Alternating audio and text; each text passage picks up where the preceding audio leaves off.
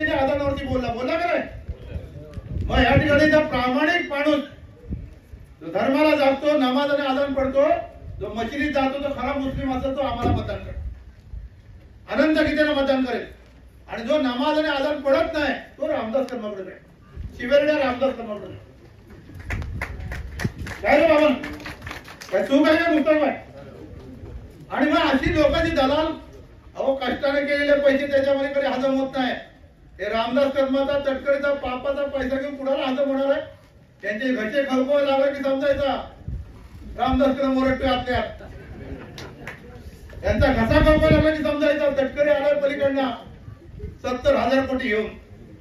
आणि हे सगळ्या ठिकाणी आपण त्याच्यामध्ये एक या ठिकाणी कार्यक्रम त्याचा पाहिला. आमच्याकडे खेळला धरणं बांधली, धरण 14 कोटीची प्रशासकीय मान्यता आणि 150 कोटी रुपये खर्च,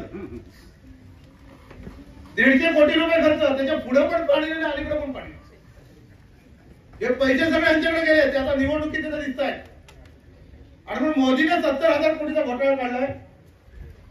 त्या 70,000 कोटी मध्ये आम्ही जरा चर्चा करत बसलो की त्याच्यामध्ये 70,000 कोटीच्या घोटाळ्यामध्ये तटकरेंचं वय किती?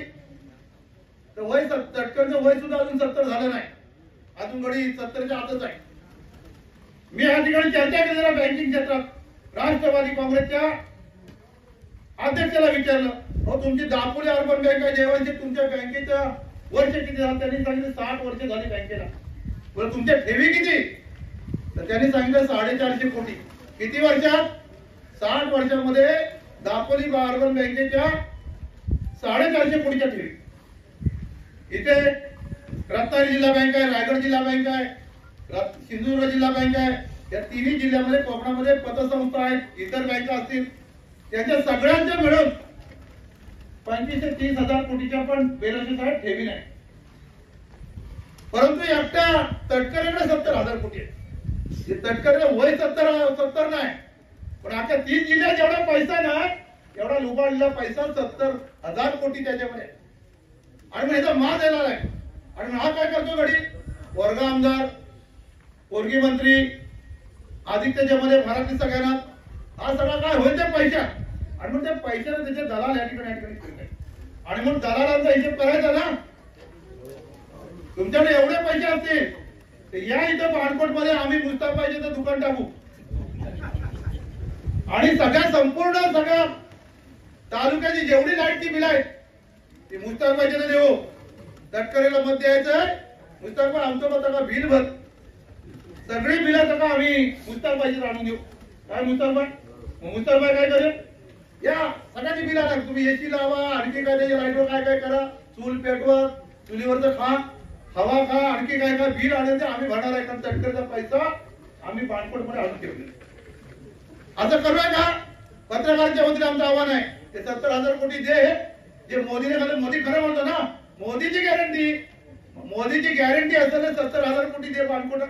महापूल नाही बांधत आलं, आम्ही 70,000 कोटीचे पैसे जमा केले ना, एक वर्ण 70 बांधण्यावर चालू इकडे पुलावर बाग बांधला. पैशाचं बंडल ते तुमचं पाणकोट. अरे पैसा म्हणजे एवढ्या या ठिकाणी 70,000 कोटी म्हणजे काय घरावर झालं का? आहे का ना? डोंगर पण नसं माझा बाग बांधण्याच्या पुढचा दिसतोय. एवढा पैसा आहे. पुन्हा शेठ जरा सांगा त्याला बा, एवढे पैसे आमच्या मोदीने काढले, आम्ही नाही. मोदीला खरं बोलतात ना हो जोशी, खरं बोलत असतील तर मग देशाला खरं बोलणारा पंतप्रधान पाहिजे. खोटं बोलणारा असेल तर त्याच्यामध्ये कसं? आणि म्हणून मला परवा माझ्या नागपूरच्या कार्यालयाच्या समोर भाजपाची बैठक होती. त्या बीजेपीच्या लोकांच्या बैठकीमध्ये शिर्के साहेब बरोबर आहे. बैठकीमध्ये काही 5-6 लोक वयस्कर लोक बसायला आमच्या ऑफिसमध्ये सावलीला आणि त्यांच्यात चर्चा होती. आलो आपण सभेला, पण इथं तटकरेचा फोटो लावलाय. फोटो लावला झालं काय? त्यांनी सांगितलं मग तटकरेचा फोटो लावलाय, पण मोदीने एक मोठी चूक केली, या घोटाळ्यावर जरा घ्यायला पाहिजे.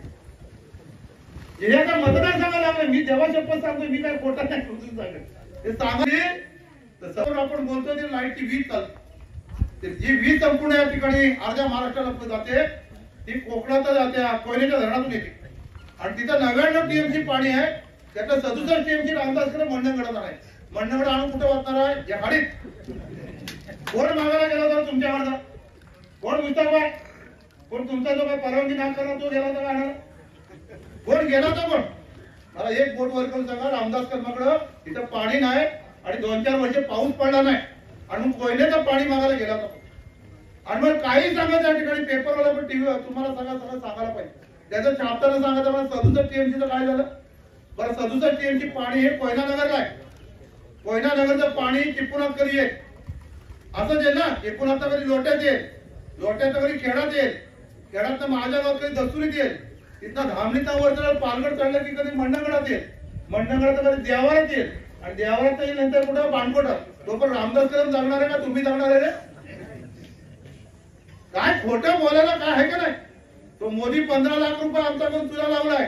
हा एका बाजूला खात्यात पैसे नाहीत आणि मत द्या, दुसऱ्या बाजूला 67 टीएमसी पाणी देतो, मत द्या.